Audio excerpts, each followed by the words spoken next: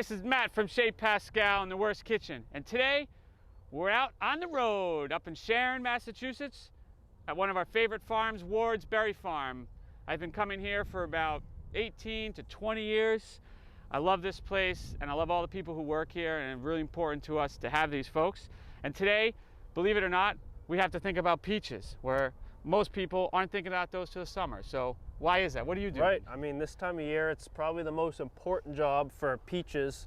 I mean, you're starting off the whole season by pruning them back and getting them shaped up and ready to go for the season. I mean, we're here in the, it's not even St. Patrick's Day. It's before, right. Before the middle of March. One thing I was hoping to be able to do is use a chainsaw. I thought it'd be great for me just to start whacking at the trees, but that's probably, I mean, what's more important, using a chainsaw or hand pruning? Well, in some cases, I mean, the chainsaw is important to start off. If you have some really gnarly growth, you need to make the big cuts, because I can't do it with these hand pruners. But I mean, when you're holding these, you really need to have the vision and kind of shape up the tree and finesse it a little bit. Right, so I can't just come swirling out here with a chainsaw. That's really what I wanted to get out of this, was just me be able to use a chainsaw, but for safety reasons I was told not to. Yeah, that might not be the best. I'll stick with the knives. Yeah. So I just want to really thank you for having us out here. I mean, I really hope people understand that it's not just July about peaches, it's all year for these guys, and it takes a lot of time to produce everything that they do. So really think about that when you're using food from local farms. At some point, if it's not taken care of, this thing would just overload and just collapse. It would snap even before we get to thinning. And if you didn't thin it properly, your then production rate is... Then you'd get a million little peaches that would all form, and if it didn't break, then the peaches would be about that big, and they'd all be competing to grow, and then they would never size up, and then eventually your yields are terrible. Right. So you coming through this area, you're first looking to get rid of some of the higher growth. Yeah, basically like all this is all brand new first year wood. So meaning it started last year. Right, that came in last spring and summer, and now look how high it is. Right. So every time you make a cut on a tree, on a branch, it'll stimulate growth to come out. Okay. So like the harder you prune, I mean, the more new growth you get. So it's kind of. And the new growth, will it produce fruit? Will it produce a peach? Yeah. Okay. That's what you want, is like this new red, this first year wood. But this thing, I mean, that'll just shoot right up to the sky, and then you're shading everything out after that. So that's true. Like what I do notice about this, the trees, even though they don't look like they have some sort of shape, they do have arms going in different directions. Yeah, so I mean, these trees are kind of a bad example because they're so old, and for the first couple of years they weren't really properly maintained. Because it's a skill. I mean, you have to know what you're doing. Like if we go over there, I can actually show you. Like, I'd like to see the difference. We'll go and look. And I'll have to prune up a tree over there. But, yeah, it's kind of hard to tell, because I say that I'm trying to stick to 4 main leaders, but it's kind of hard to do when they're so old like that. And you kind of have to go against like the common pruning practices. Right. But you never want them to get to a point. I mean, it seems as like you're keeping them all a certain height too. Yep. So ideally, if you're pruning these, you're all hand pruning. So you need to be able to mostly reach them by hand. And like this is a new tool I have this year, so I can reach 5 feet high. But like before, I was reaching up, I could use a ladder, and then for harvesting too, it's the same thing. You're picking by hand, and you don't want to have to be moving a ladder up and down the road all day. It's just not efficient. Right. And it's all about, I mean, even though it's the farming, I mean, we have to be efficient because these here are planted to produce income. I mean, the whole idea. And if you don't prune it properly and you don't maintain the orchard, you're going to get crappy fruit, which is going to be harder to sell. Yeah. Can you just, like, if I was looking at this here, I mean, to me, I'd be like, what the hell would I want to cut? And I only ask this because I have 2 little fruit trees at my house that I think I want to be able to produce fruit on. So I'm always asking people about what the hell to do, because they don't do anything. And it's probably because I have no idea what I'm doing. So I would look at this and be like, wouldn't even know where to begin. Yeah, I mean, what stands out to me the most are like I said, these ones that are going way up to the sky.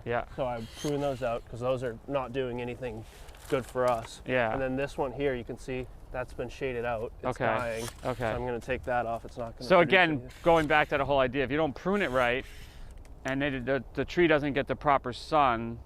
I mean, you have things that might look like this.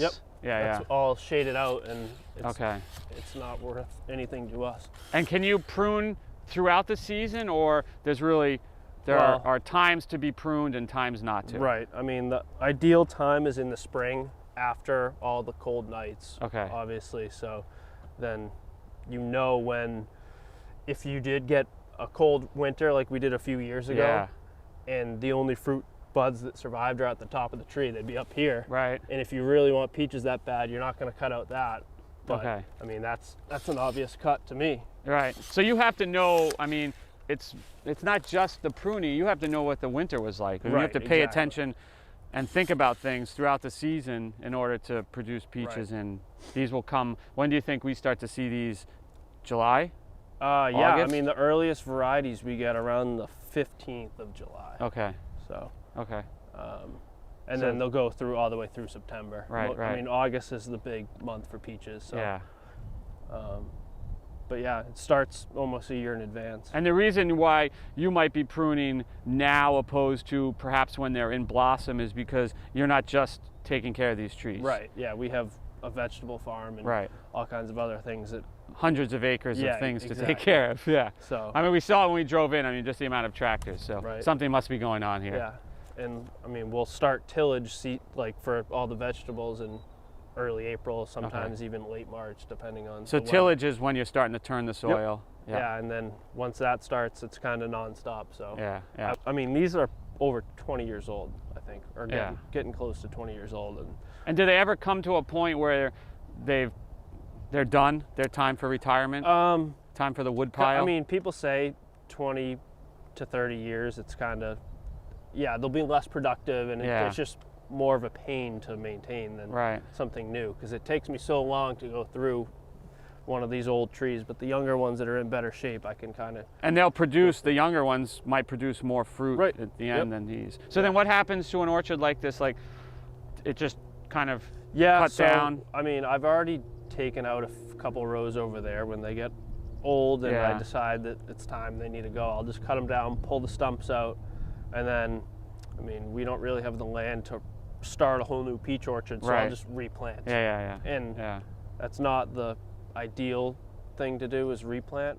But so this tree, it's obviously a lot younger than the ones we saw over there. And right from the start of when we planted it, it was properly trained. We kept it back to the 4 main leaders. You can see all 4. So these things, each one, this is a leader, which is, and it's everything goes off at of that. A 45-degree angle is ideal. I mean, it's hard to get a tree to go at the proper angle. Right. And like, you get all your sunlight right into the middle, and we're just keeping everything tight to the main leader. And pretty much, if I'm harvesting this thing, it seems like everything is pretty much.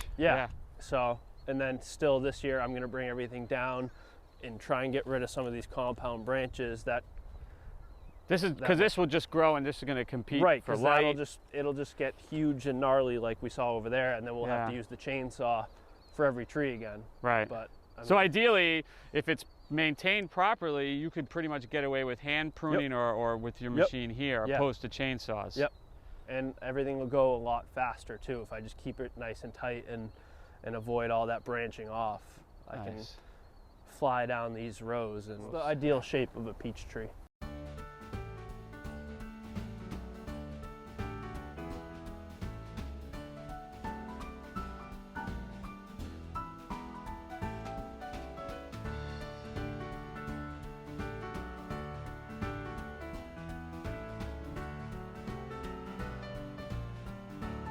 Well, I want a chainsaw.